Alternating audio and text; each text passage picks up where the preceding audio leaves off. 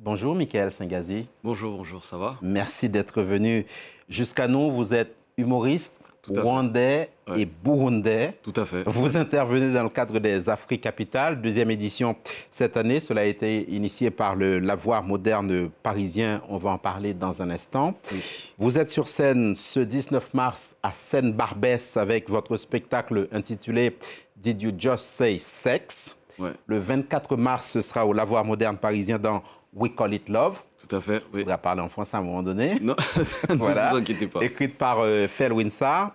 Et on va peut-être commencer par faire connaissance. Tout à fait. Qui êtes-vous? Comment est-ce que vous vous présentez à un public qui ne vous connaît pas? Je m'appelle Michael Sengazi. Je suis humoriste, comme vous l'avez dit, burundo-rwandais. Et je suis licencié en droit. Je ne sais pas pourquoi je dois dire ça, mais bon, je sais pas. Comme ça, mes parents vont se dire, ouais, on a quand même payé pour ses études, donc c'est bien. Et j'ai 34 ans. Ça fait 12 ans que je fais de l'art. Et déjà, ça me fait plaisir de vous voir en vrai. Je dis ça juste en parenthèse.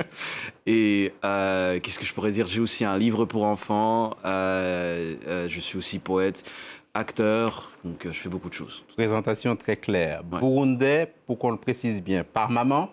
Papa. Papa burundais, maman rwandaise. Voilà. Ouais. Alors, et justement, puisqu'on parle de papa, on va peut-être voir une photo de lui là, quelque part en fond d'écran. Ouais. Et il avait beaucoup d'humour? Oui, il est très drôle. Il est très drôle. C'est quelqu'un qui est très drôle, est très grande de taille. Et avec maman qui est très courte de taille, déjà c'est une relation à longue distance, tu vois, alors qu'ils sont ensemble. Et c'est de lui, je pense, que je tiens cette fibre humoristique. Au départ, Michael Sengazi, vous vous destiniez au droit, même si votre passion, c'est le football. Oui. Et vous avez bouclé cette fameuse licence de droit. Et puis, vous avez dit aux parents que vous allez faire la comédie. Comment est-ce qu'ils ont réagi? En fait, dire à tes parents que tu vas prendre tout l'argent qu'ils ont investi depuis la maternelle jusqu'à ce jour, que tu vas mettre ça dans... Papa m'a fait pour des blagues. Donc, le mot Minerva, c'est pour des blagues. Donc, c'était un peu chaud. Mais après, ils ont compris ce que j'essayais de faire et que c'était juste... qu'il y avait quelque chose derrière, qu'il y avait une mission derrière, qu'il y avait une intention derrière et que j'aime l'art. Et dans cette aventure, vous dites que vous avez bénéficié du soutien sans faille de votre grand-père maternel. Tout à fait. Alors? C'était un monsieur qui ne m'avait jamais vu sur scène. Jamais vu sur scène, m'avait jamais entendu à la radio quand j'étais à la radio. Mais il faisait, mais il faut voir mon petit-fils, il est très fort. Tu l'as déjà vu? Non, mais il est fort. C'est quelqu'un qui a toujours cru en moi, même avant que mes parents ne commencent à croire en moi. Et puis, c'était magnifique. Ouais. Le Burundi, on l'a dit, le Rwanda, on l'a dit. Il y a un autre pays qui intervient dans votre parcours, c'est Kinshasa. Avant de poursuivre, je vous propose, Michael Sengazi, qu'on regarde un tout petit extrait d'un de vos spectacles. C'était il y a quelques temps. Ouais. On se retrouve dans quelques secondes. Il n'y a pas de souci. Allez. Chez nous, au Rwanda, la garde présidentielle, ça s'appelle GP. Et ici, ça s'appelle Moura, n'est-ce pas? Moura. C'est sûr, Moura. Voilà.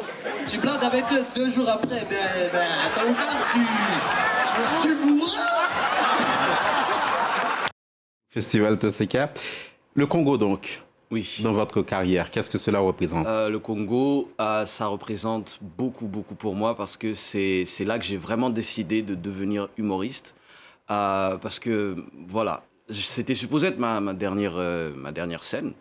Et puis, je suis parti là-bas. Et bien sûr, j'ai reçu la nouvelle que Papy, celui dont on parlait, venait de perdre la vie. J'étais un peu émoussé.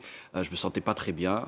Mais je tenais à faire ce spectacle. Et quand j'ai vu l'importance de ce spectacle et comment ça s'est tellement très bien passé, le public congolais m'a très bien accueilli, malgré, bien sûr, on connaît certaines différences qu'il peut y avoir dans notre région. Justement, on s'arrête un instant sur ça parce que vous êtes devant un public congolais. À un moment donné, on vous demande de rentrer chez vous. Chez vous où? Parce que dans le spectacle en soi, quand j'étais en train de jouer, je disais, parce qu'on avait, ouais, Michael Sengazi qui nous vient du Rwanda. Et puis c'était à une certaine époque, c'était très tendu. Donc j'arrive sur scène, il y a une partie du public, c'était au Théâtre de la Verdure, une partie du public qui faisait en Swahili qui me disait de rentrer chez moi au Rwanda. Et puis à un moment, je dis aussi que je viens du Burundi. Et puis ça a pris la même phrase, ça a juste remplacé le pays. Et ça m'a dit, bah retourne là-bas alors. Mais j'ai continué à jouer parce que voilà, je voulais vraiment faire ce spectacle. Et après, j'ai vu à quel point l'humour peut rassembler les gens. Et comme j'avais un message de rassemblement, et ça m'a fait très chaud au cœur.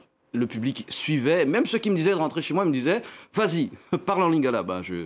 Comme je ne parlais pas lingala, mais bon, je me suis arrangé, Chamoukouali Mama Pessa Bongoyo, puis voilà. Mais ça s'est très très bien passé et c'est là que j'ai commencé. Michael Sengazi, quand on pense à ces pays dont nous avons cité le nom tout à l'heure, le Burundi, le Congo, le Rwanda, on pense immédiatement quand même à des sujets assez lourds, on pense à des conflits, on pense à des guerres, même si évidemment et heureusement, il y a des choses formidables. Et comment est-ce que vous choisissez vos sujets? En fait, ce qui est important, ce n'est pas seulement ce que tu dis, mais c'est aussi comment tu le dis et l'intention qu'il y a derrière. Donc, je ne vais pas là-bas en essayant de parler de politique parce que je ne suis pas politicien. D'ailleurs, les gens seraient dans des problèmes si j'étais politicien. 49.3, vite fait.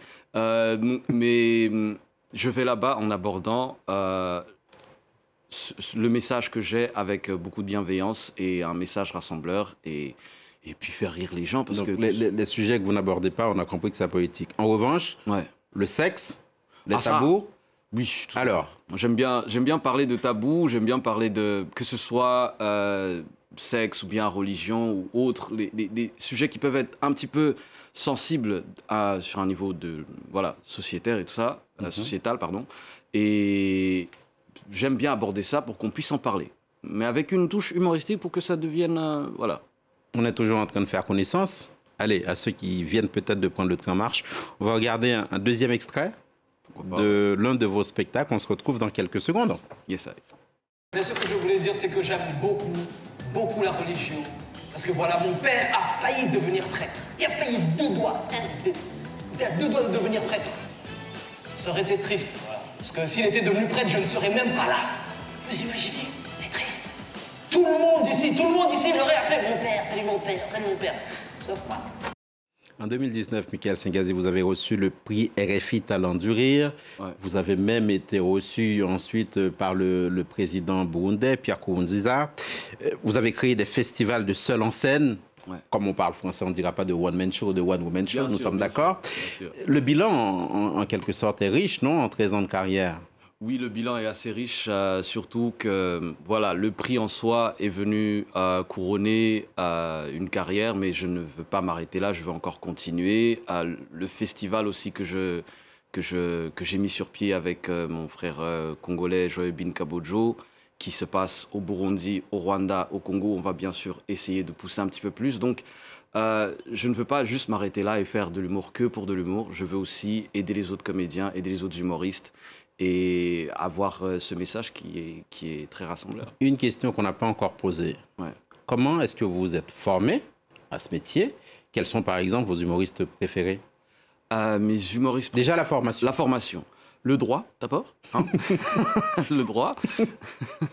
Et aussi... Je ne savais pas que le droit pouvait faire rire, mais... Si, il faut aller devant les gens et puis dire que la personne n'est pas coupable, alors que tu sais bien au fond que la personne est coupable, des fois. Mais je dirais j'ai eu quelques formations avec une femme qui s'appelle Carole Karimera, qui a joué dans Sometimes in April avec Idriss Elba, qui est la directrice de Isho Art Center, là-bas au Rwanda, qui est c'est un art center. Et plusieurs formations aussi d'écriture. J'ai déjà assisté avec, bien sûr, Kossi Efoui, Hubert Haddad, Boris Boubacar Diop, qui venaient au Rwanda grâce à Carole Karimera pour faire des formations aux jeunes qui aimeraient bien apprendre un petit peu écrire et autres ficelles. Donc voilà, c'est dans ce sens-là. Et vos humoristes préférés ou inspirants? Francophone ou anglophone? Parce que je fais dans les deux. Le choix est vaste. Ok, francophone, je dirais, j'aime beaucoup Coluche, j'aime bien Gad Elmaleh, bien sûr, Jamel, je dirais aussi Fari Lopez, j'aime beaucoup Fari, voilà, c'est ça, ouais. On va regarder un troisième extrait rapidement. On se retrouve dans quelques secondes pour parler de la scène rwandaise. Aux États-Unis, il y avait un petit papier aussi d'immigration. Normalement, tu écris ton nom, etc. Et il y avait un endroit où on te demande honnêtement, êtes-vous un terroriste ou êtes-vous membre d'une association de terroristes? Tu fais sérieusement. Quel terroriste quitte chez lui, il vient chez toi, tu lui demandes, il dit ouais. C'est qui? Il ne peut pas te dire la vérité. Genre, je viens, je fais oui, non, ça fait 2 semaines, j'étais en formation en Syrie. Ouais, non, Bin Laden, c'est le petit, c'est moi qui lui ai donné ça. C'est moi qui lui ai donné les plans et tout. Non, avant, on voulait le Capitole et tout ça, on voulait faire la France, mais on a décidé le World Trade Center et tout. Non, je peux pas.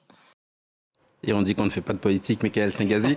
La scène rwandaise donc, est à l'honneur à Afrique Capital. Quand on jette un coup d'œil sur la programmation, on voit par exemple une présentation d'une bande dessinée, Rwanda, le mal dont on ne guérit pas. C'est un document sur la quête de justice des victimes du génocide, parce que beaucoup de génocidaires courent encore.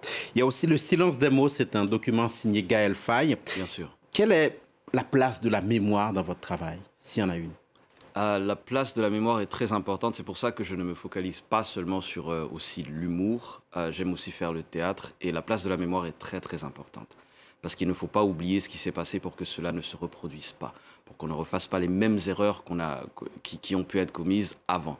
Qu'on soit aux aguets. Donc c'est très important d'avoir cette place de la mémoire. Même dans le spectacle qui va se passer, We Call It Love, où je joue un génocidaire. Qui est basé sur une histoire réelle. C'est important de parler de ça aux plus jeunes pour qu'ils grandissent et qu'ils savent ce qui s'est passé et qu'on puisse ne pas refaire. We Call It Love, écrite par Felwinsa. Dernière question, Michael Sengazi. Comment est-ce que la scène contemporaine rwandaise s'empare-t-elle de ces questions? Comment est-ce qu'elle se porte d'ailleurs, cette scène-là, en quelques mots? Je dirais qu'elle se porte très très bien. On a des artistes qui sont très très talentueux et qui ont non seulement le talent pour montrer ce qu'ils savent faire, mais aussi garder cette mémoire et continuer à discuter des sujets qui peuvent être soit sensibles ou pas, mais on garde le cap. Merci beaucoup, Michael Sengazi, d'être venu jusqu'à nous. C'était l'invité de Paris Direct. Merci de continuer de nous faire rire. Merci à toi. On va continuer de vous suivre. Restez avec nous. L'information continue sur nos chaînes.